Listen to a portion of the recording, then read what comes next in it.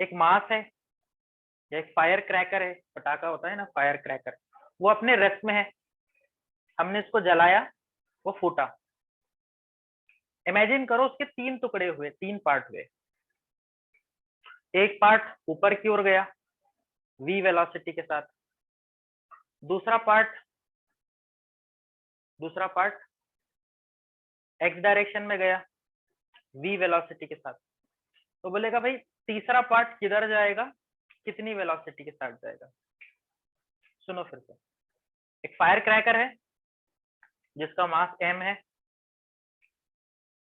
Okay, जिसका mass capital M है, एक y डायरेक्शन में गया, एक x डायरेक्शन में गया, तो तीसरा कौन से डायरेक्शन में गया होगा, कितनी वेलोसिटी के साथ। समझ गए बात को? ओके भाई, चलो देखो मैं इसको क्वेश्चन के फॉर्म में लिख देता हूं। क्वेश्चन के फॉर्म में लिख देता हूं, देखो कैसे, देखो कैसे। ए मास ट्वाइस m, इसका नाम ट्वाइस m दे देता हूं मैं, ठीक है। ट्वाइस m एक्सप्लोड्स, धमाका, एक्सप्लोड होता है इन 3 फ्रेगमेंट्स। कितने पार्ट में? 3 पार्ट में। 3 फ्रेगमेंट्स ऑफ, एक का मास m/2 लेते हैं, दूसरे का भी m/2 लिखते हैं, एंड तीसरे का कैपिटल M लेते हैं, राइट? बराबर है ना? तीनों का एडिशन करेंगे तो ट्वाइस m आ जाएगा, बराबर है, ठीक है। 2 पीसेस, 2 इक्वल पीसेस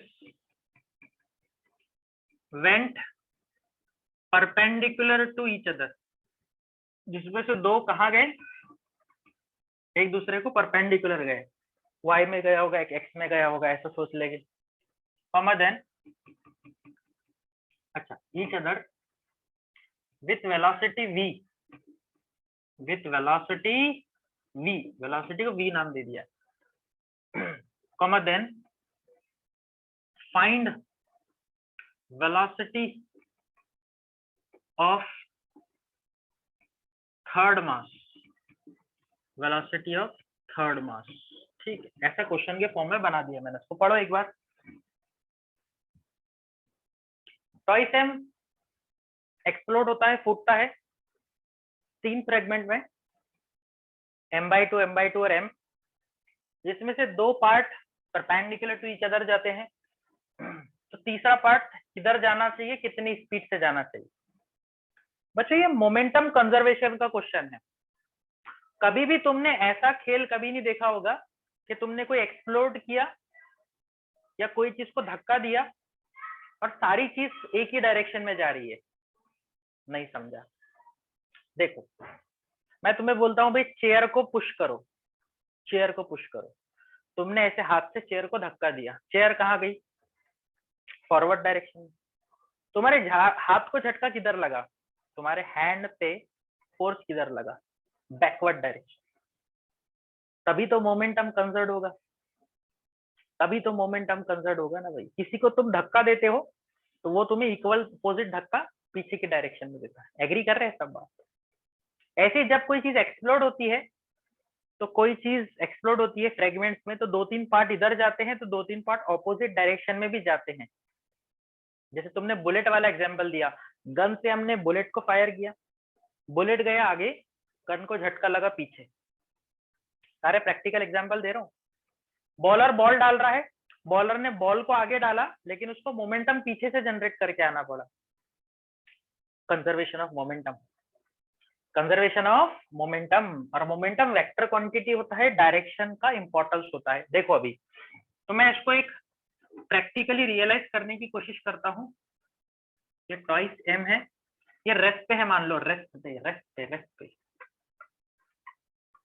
मतलब इसका इनिशियल मोमेंटम कितना है प्यारे बच्चों, 0 होगा ना, 0।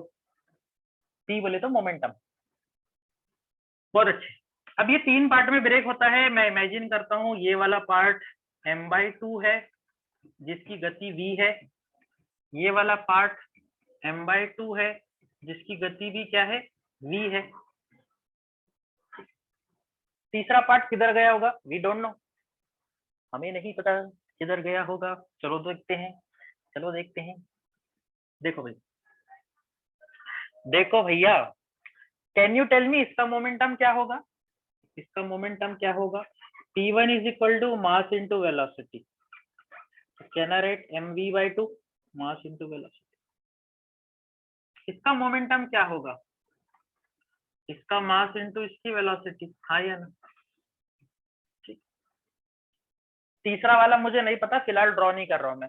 कल इन दोनों के साथ खेल खेलते हैं। देख बच्चे, वेक्टर वेक्टर वेक्टर, ये P1 है, ये P2 है, और दोनों 90 डिग्री पर है, 90 डिग्री पर। तो छोटू मोटू सा भी वेक्टर जानते हो, तो इसका रिजल्टेंट जो आएगा, P रिजल्टेंट, वो इनका √2 टाइम्स P होगा। बोल हाँ या ना?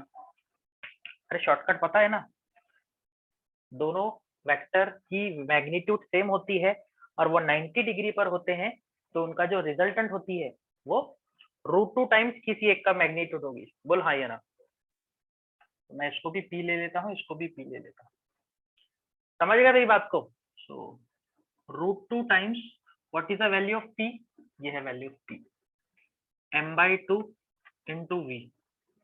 क्या तुम्हें यहां तक समझ आया? यहां तक समझ आया भाई? तो हमारे मास के जो दो टुकड़े थे, दो पार्ट थे, उनका डायरेक्शन ये बन गया, जिसको हम नॉर्थ ईस्ट डायरेक्शन बोल सकते हैं, नॉर्थ ईस्ट। बोल बोल बोल, दोनों का समेशन है ये। कमेंट कर दो पर। अब तीसरा पार्ट किधर जाना चाहिए ताकि मोमेंटम बैलेंस हो जाए? तो तुम्हें खुद फील आ रहा है, अगर दो पार्ट का समेशन नॉर्थ ईस्ट में जा रहा है, तो तीसरा पार्ट उनको अपोज करना चाहिए। अपोज मतलब ये देखो, ये देखो, अगर ये दो पार्ट का रिजल्टेंट है, तो तीसरे पार्ट ने इसको अपोज करना चाहिए, तभी तो मोमेंटम बैलेंस होगा ना बच्चे। This should be my P3, this should be my P3, जिसका मास कितना है, m है, और जिसका वेलोसिटी v डैश ले लेंगे, v डैश। बोल समझ आया क्या? हाँ, मतलब तीसरा मास किधर उड़ा होगा, जिसका मास तो कैपिटल M है, पर जिसकी वेलोसिटी तुम्हें पता करनी है। बोल हाँ या ना? समझ आया भी डायरेक्शन? इक्वल एंड अपोजिट, तभी तो वो बैलेंस होगे, तभी तो वो बैलेंस होगे। तो मैं लिखता हूं, देयरफॉर बाय कंजर्वेशन ऑफ कौन सा मोमेंटम, लीनियर मोमेंटम। अच्छा यहाँ दिखाई दे रहा है क्या, मैं इधर लिखूं? कमेंट करते जाओ भैया, यहाँ लिखता हूँ मैं, by conservation of linear momentum, by conservation of linear momentum. बोलो भैया, ये एक दूसरे को इक्वल एंड अपोजिट होने चाहिए ना, तभी तो खेल खत्म होगा, मोमेंटम कंजर्व हो जाएगा। सो बोलो, कौन किसको बैलेंस होना चाहिए? P रिजल्टेंट बैलेंस होना चाहिए P3 के। P रिजल्टेंट का वैल्यू ये है √2 mv/2, और P3 का वैल्यू है mv डैश, mv डैश। क्या होगा, m से m मर जाएगा, और √2 से 2 कैंसिल होगा, और वैल्यू आएगी v dash is equals to v/√2, v dash is equals to v/√2, v dash is equals to v/√2। देखो भाई, चेक करो, और समझ आया तो रिप्लाई करो, रिप्लाई करते चलो।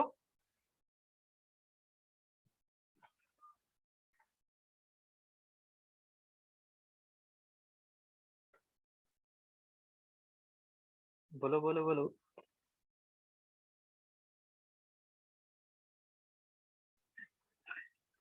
ठीक है, तो कैसे किया है?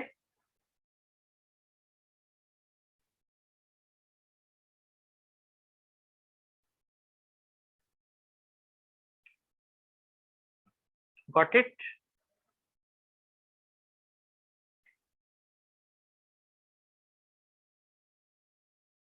तो इसका आंसर आएगा v/√2।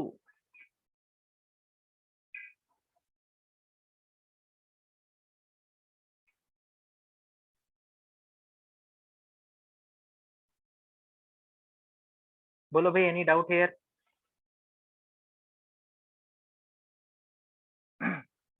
समझ आ गया सभी को? बाकी लोग भी रिप्लाई कर दो।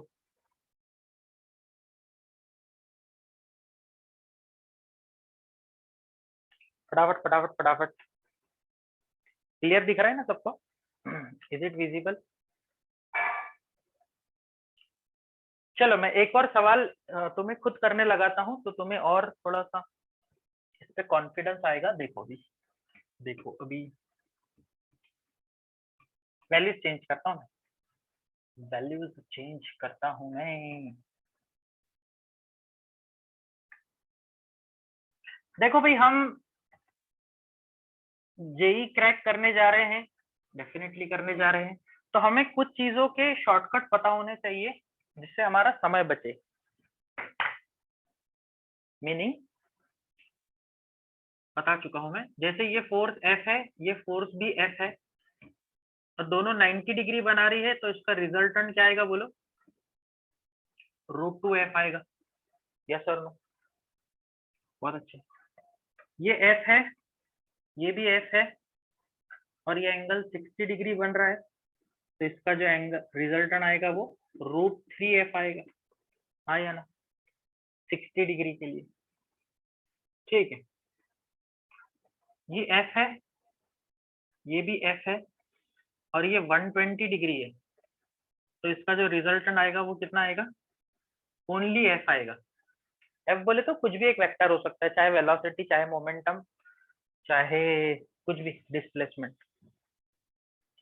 बाकी के एंगल का मत पूछना, वो थोड़े कॉम्प्लेक्स होते हैं। तो ये शॉर्टकट याद रखो, वेक्टर से आए हैं। 60 डिग्री के लिए √3f, 90 डिग्री के लिए √2f, and for the 120 degree it will be only f। समझ आया क्या? ओके भाई, चलो देखते हैं एक और सवाल इस पे ऐसा ही। देखो देखो देखो देखो, now you will feel confident कि yes, this type of problem can be solved by us very easily। समझो बात को।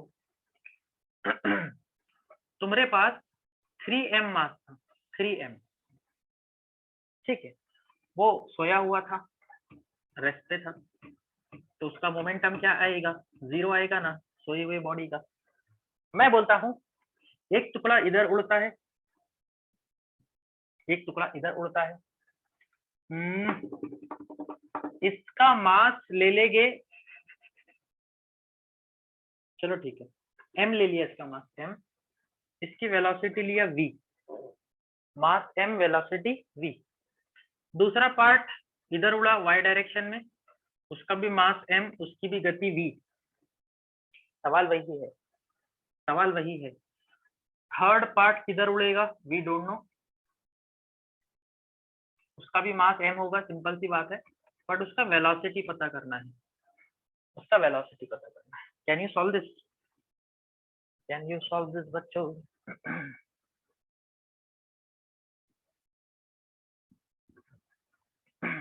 एक सवाल एक बार ऐसे भी आया है, a bomb of mass this explode into 3 fragments, 2 of the part goes perpendicular to each other, where should be the third part should go so that momentum is balanced, blah blah blah। बोलो भाई क्या होगा? अब मैं इसको direct direct कम मेहनत में समझाता हूं तुम्हें, ध्यान देना प्यारे बच्चों। देखो भाई, इसका मोमेंटम क्या हो जाएगा? ये देखो, यहाँ वेक्टर डायग्राम से अच्छे से समझ आ जाएगा। इसका मोमेंटम हो जाएगा मास इंटू वेलोसिटी, इसका मोमेंटम हो जाएगा मास इंटू वेलोसिटी। अगर किसी के मन में ये सवाल आ रहा होगा कि सर क्वेश्चन में अगर उसकी वेलोसिटी अलग रही, दोनों का मोमेंटम इक्वल नहीं हुआ, तो क्या करोगे? जेई मेंस में पूछेगा ही नहीं, क्योंकि 1 मिनट में सॉल्व नहीं होता है। फिर वो वेक्टर का लंबा चौड़ा formula √a1² + a2² + 2ab cos theta, समय हो जाएगा, शाम हो जाएगी। इसलिए ऐसे क्वेश्चन देगा जो सॉल्व हो सकते हैं 1-2 मिनट में। देखो भाई, ये mv, ये भी mv, तो बोल बच्चे इसका रिजल्टेंट कितना? बोलो बोलो, अभी तो देखा इसका resultant sir √2mv, √2 times momentum. Agree? और इस रेड लाइन को अपोज करने के लिए किधर लाइन ड्रॉ करनी पड़ेगी? इधर ना, हाँ जिसको तुम P3 नाम दे रहे हो, मोमेंटम थर्ड वाले मास का, जिसका वैल्यू एम वी डैश है, M V dash, V dash is a question mark, V dash हमें पता करना है। बस फिर लिखेंगे फिर से, by law of conservation of momentum, momentum linear momentum actually वो, तो किसने किसको बैलेंस करना चाहिए, direct direct, √2mv is balanced by mv dash. Direction opposite है तो हो सकता है कभी कभी ऑप्शन में माइनस भी आ जाए, दिख रहा है ना, इधर जा रहा है इधर जा रहा है, m से m मर जाएगा, v डैश का वैल्यू बचेगा √2v, मतलब ये वाला वैल्यू, तीसरा वाला टुकड़ा √2 टाइम्स की स्पीड से उड़ेगा बाकी से। आया भाई समझ में? So this is called conservation of momentum, conservation of momentum.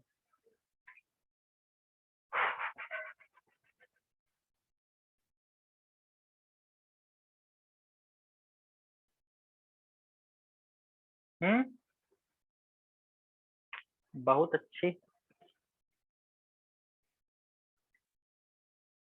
Clear. So this type of question,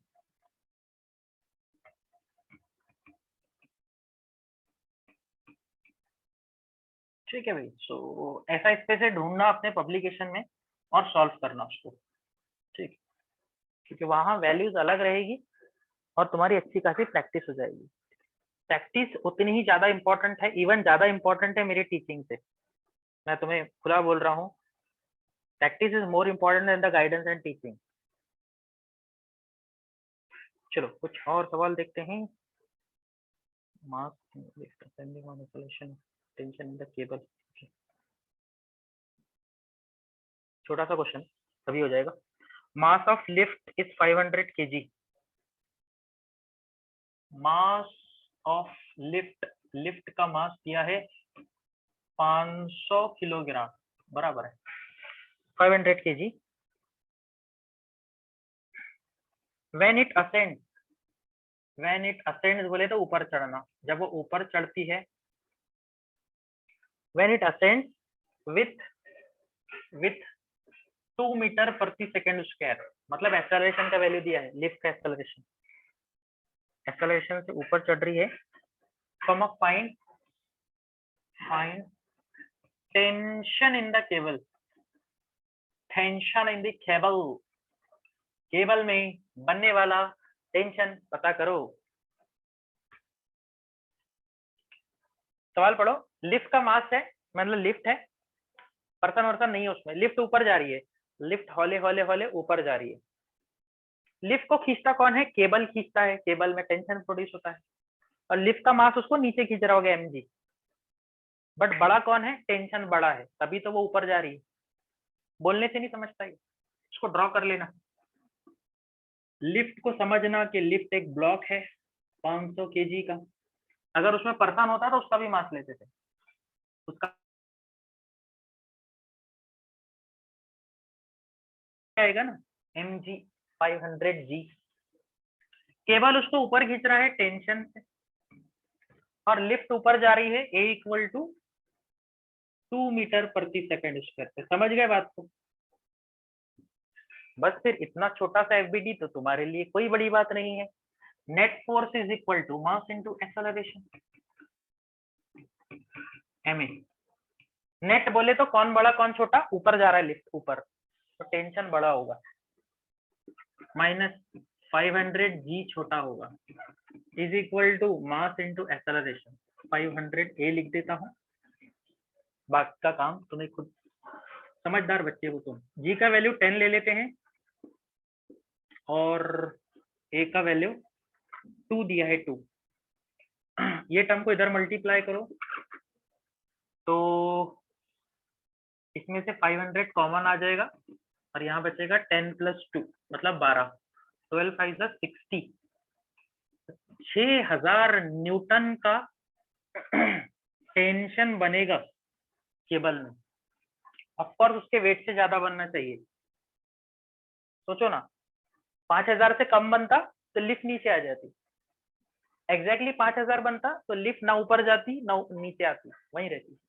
5000 से ज्यादा बना है तभी तो लिफ्ट ऊपर जा रहा है। बोलो बोलो, समझा है क्या तुम्हें? Comment fast.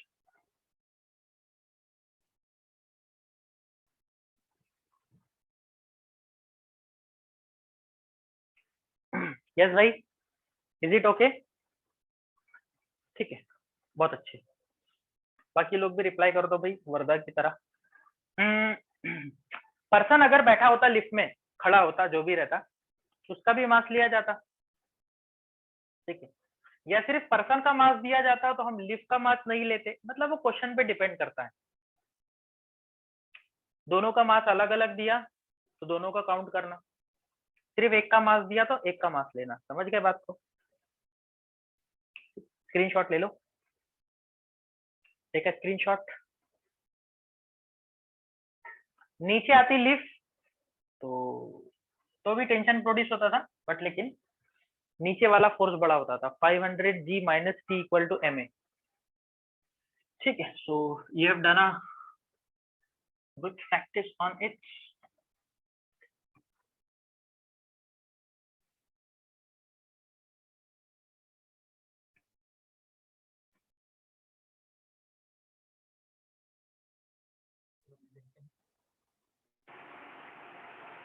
ओके बेटा, लेता हूँ आयुष, डोंट वरी।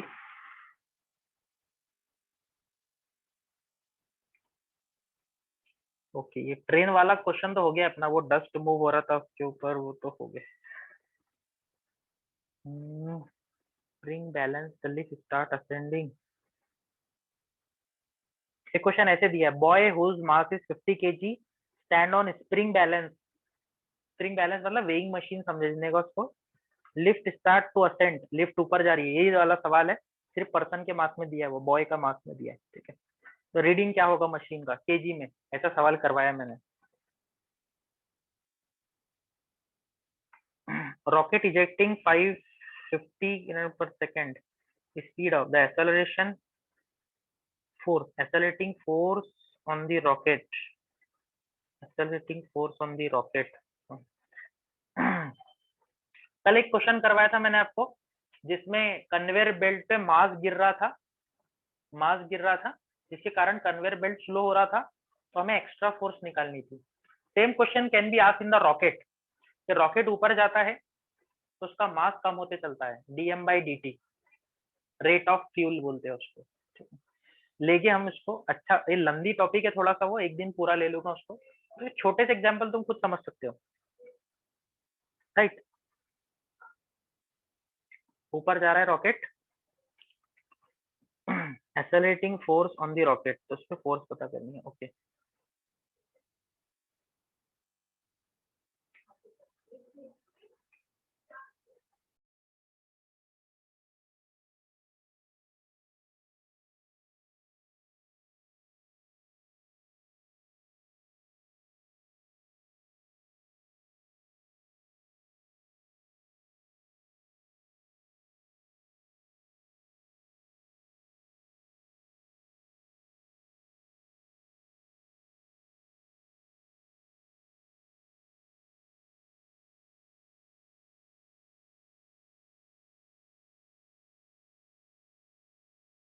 चलो एक सवाल बता ही देता हूँ मैं आपको।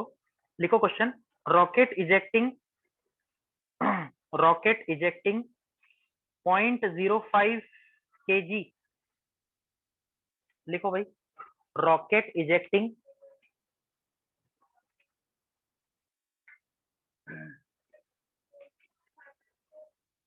रॉकेट इजेक्टिंग मतलब बाहर निकालता है ना वो गैसेस, इजेक्टिंग 0.05 kg, 0.05 kg।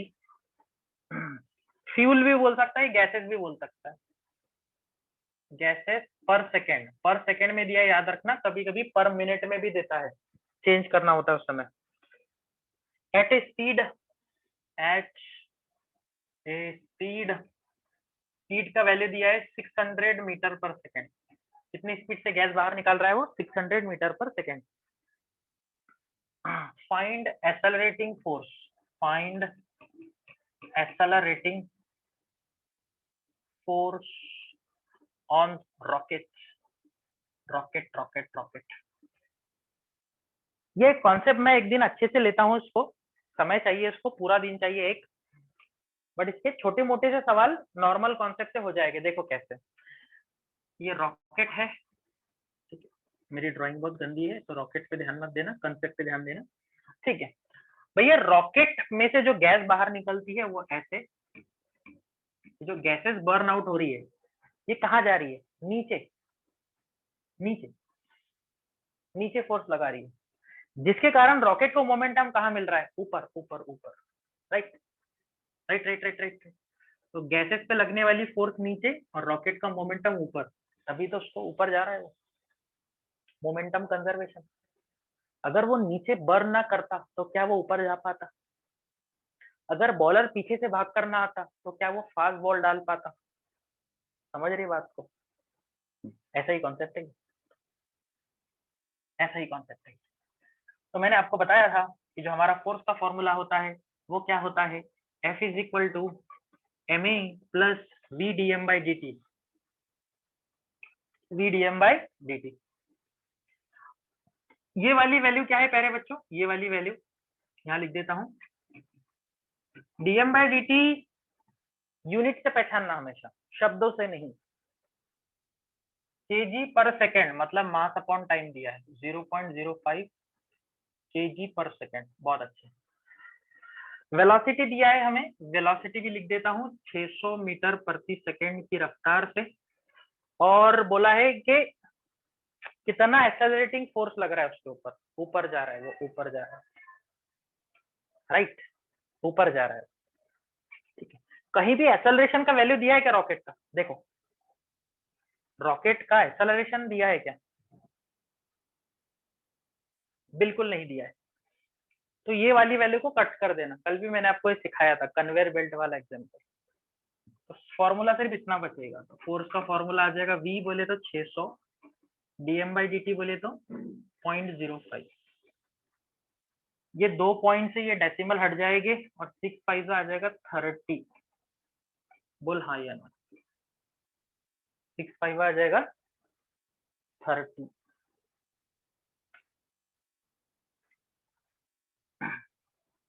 समझ गए बच्चों बात को?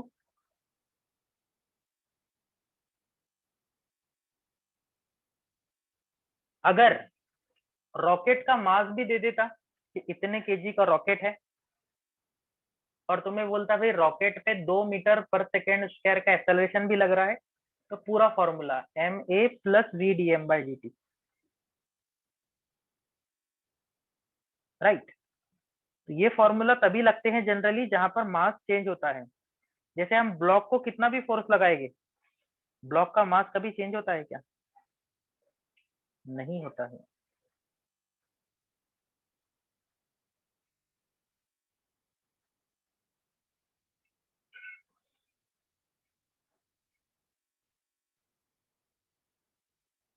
चलो भाई done done done done done done done, कोई डाउट नहीं, कमेंट पास।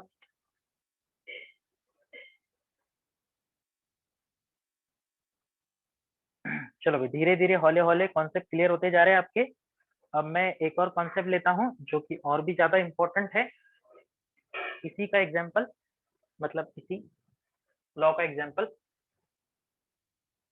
मास का क्या, नहीं नहीं मैंने बोला अगर रॉकेट का एक्सेलरेशन दिया जाता, मान लो ऐसे बोलता कि 1000 केजी का रॉकेट है और वो 2 मीटर पर सेकेंड स्क्वायर से ऊपर जा रहा है, अगर इसी सवाल में ये इंक्लूड होता तो यहाँ पर क्या आता, 1000 इंटू 2 प्लस दिस। समझ आया क्या, बोलो रिप्लाई करो फटाक से।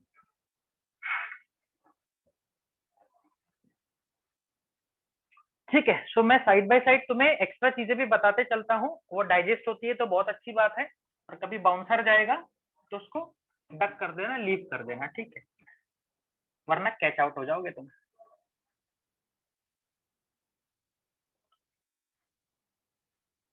चलो तो मेरे पढ़ाने के साथ साथ तुम्हारा खुद का सेल्फ स्टडी बहुत जरूरी है बच्चों। उससे क्या होगा, तुम्हें जो मैं एक्स्ट्रा बातें बताता हूँ, वो भी अंडरस्टैंड होगी, जो तुम्हारे जेई एडवांस में काम में आएगी। और बाकी मेंस का तो मैं तुम्हें अच्छे से करवा के देता हूँ, डोंट वरी अबाउट दिस। चलो एक और सवाल अच्छा सा है। हाँ, ये वाला एग्जाम्पल बहुत अच्छा है। पहले मैं इसको लिखता हूँ, फिर इसको करने में मजा आएगा। देखो कैसे। N bullet, capital N bullet, each of mass, हर एक का मास स्मॉल एम है, each of mass small M, are fired with velocity v, हर एक बुलेट को v वेलोसिटी से फायर किया है, जैसे सोल्जर गन फायर करते हैं ना बुलेट। ओके, कर दिया भाई फायर। आगे बोल। With velocity v at a rate, rate दिया है, at a rate, at a rate, rate बोले तो n bullets per second, n bullet प्रति second, n bullets per second, small n bullets per second. The reaction offered by wall, the reaction offered by wall will be, अच्छा सवाल है ये, reaction offered by wall will be, कितना reaction देगा wall, will be. पढ़ो भी इसको, पढ़ो भैया, this is a very good question, पढ़ो आराम से।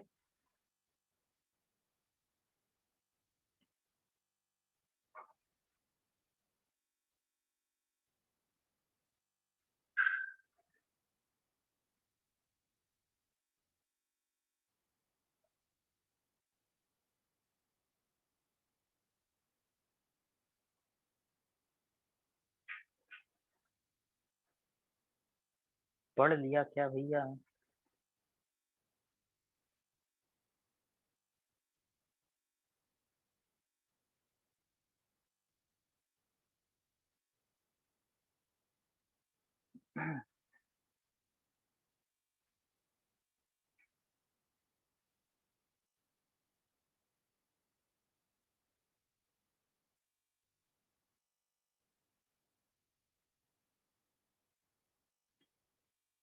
ओके, तो मैं इसको दो तीन वे से समझा सकता हूँ, तुमने देखना कौन सा तुम्हारे लिए फिजिबल होगा। ध्यान से देखो, ध्यान से देखो, ध्यान से देखो, देखो देखो देखो, ये देखो, मैं इधर बताता हूँ। ये वॉल है, मान लो ये रिजिड वॉल है, मतलब कोई मेटल वॉल होती है ना, तो गोली उस पे जाएगी, टकरा के वापस आ जाएगी, कहीं और चले जाएगी या वापस, दैट डजंट मैटर। क्या होगा, जैसे हम इसको बुलेट फायर करेंगे तो बुलेट जाएगा, सिंगल बुलेट जा रहा है कितना मोमेंटम लेकर, एमवी मोमेंटम लेकर, हाँ या ना, एमवी, सिंगल बुलेट, एक बुलेट फायर किया, मास एम, वेलोसिटी वी, जाएगा वापस आ जाएगा। लेकिन हम एक बुलेट फायर कर रहे हैं क्या? नहीं, हम कितने बुलेट फायर कर रहे हैं, एन नंबर ऑफ बुलेट, 10 हो सकता है, 50 हो सकता है, 100 हो सकता है। Yes, how many bullets we are firing, N MV, आया समझ में? दिस इज द मोमेंटम,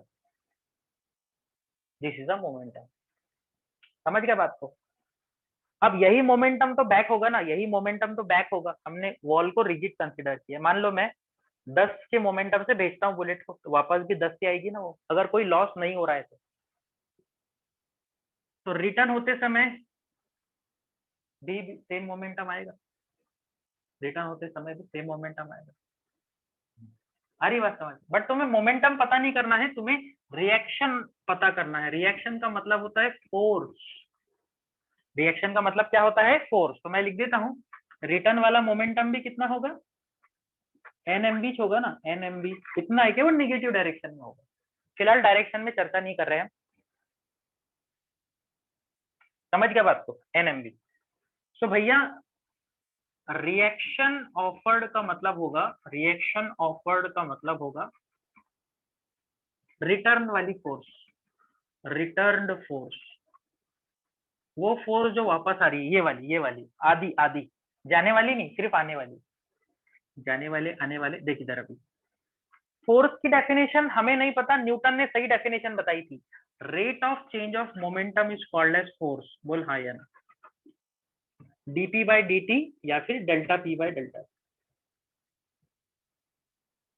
बराबर, rate of change of moment, ये हमें न्यूटन ने बताया था। अब मेरी एक बात सुनो, मेरी एक बात सुनो,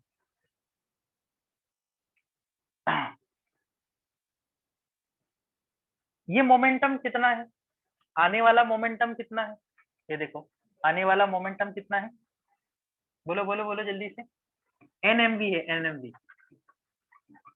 अगर टोटल चेंज इन मोमेंटम पूछता, सवाल ध्यान से सुनना, टोटल चेंज इन मोमेंटम पूछता तो हम पूरी वैल्यू लेते, कौन सी वैल्यू लेते, ठीक है, nmv और ये वाला भी nmv, ट्वाइस nmv हो जाता हो, लेकिन सिर्फ रिएक्शन पूछा है, रिएक्शन आने वाला मोमेंटम, तो आने वाला मोमेंटम आएगा nmv upon T, upon T, T time में, टी टाइम में। अभी देखो हमें क्या बोला है, ये वाला सेंटेंस पढ़ो, रेट n बुलेट्स प्रति सेकंड फायर हो रही है, मतलब नंबर ऑफ बुलेट पर सेकंड को कैसे डिनोट किया है, n से, n से, n से, स्मॉल n से, समझ रहे बात को। हमारा जो रिएक्शन फोर्स आ जाएगा, नंबर ऑफ बुलेट्स पर सेकंड को लिखेंगे हम स्मॉल n, बाकी टर्म एज इट इज। तो this is called reaction force offered by the wall on the bullet, on the bullet. अगर मैं एक सेकेंड में 10 बुलेट फायर कर रहा हूं तो मुझे रिएक्शन मिलेगा इतना 10 mv। अगर मैं 2 सेकेंड में 100 बुलेट फायर कर रहा हूँ, 2 सेकेंड में 100 बुलेट, तो 100 मतलब नंबर है और टाइम बोले तो सेकेंड है, तो उसको पहले पर सेकेंड में कर लेना। सुनो, 2 सेकेंड में 100 बुलेट, 2 सेकेंड में 100 बुलेट, तो एक सेकेंड में कितनी, 50 बुलेट, ये स्मॉल n का वैल्यू है। क्या तुम्हें दोनों में डिफरेंस समझ आया? Capital N is a pure number and small n is a number पर सेकेंड, नंबर प्रति सेकेंड। समझ आया क्या? बोलो बोलो।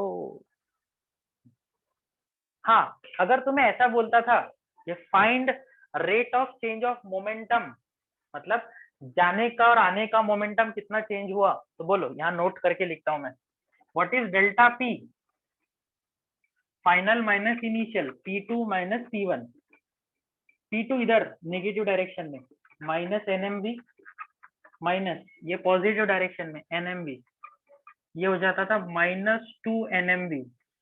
फिर हम माइनस को हटा देते थे सॉरी बोलकर, क्योंकि हमें मैग्नीट्यूड से काम होता था, और तुम्हारा आंसर आता था ट्वाइस NMV। ये मैंने तुम्हें क्रिकेट बॉल वाले एग्जाम्पल के समय पे सुनाया है, बॉल जाती है फिर बैट से टकरा के वापस आती है। फिलहाल ये नहीं पूछा था, हमें सिर्फ रिएक्शन शब्द बोला है, रिएक्शन मतलब सिर्फ आने वाली चीज, तो आने वाला मोमेंटम NMV और उसको टाइम से डिवाइड करो तो वो फोर्स हो जाती है। यही तो न्यूटन की कहानी थी, rate of change of momentum is called as force. बोलो भैया, क्या यहाँ तक क्लियर है कॉन्सेप्ट?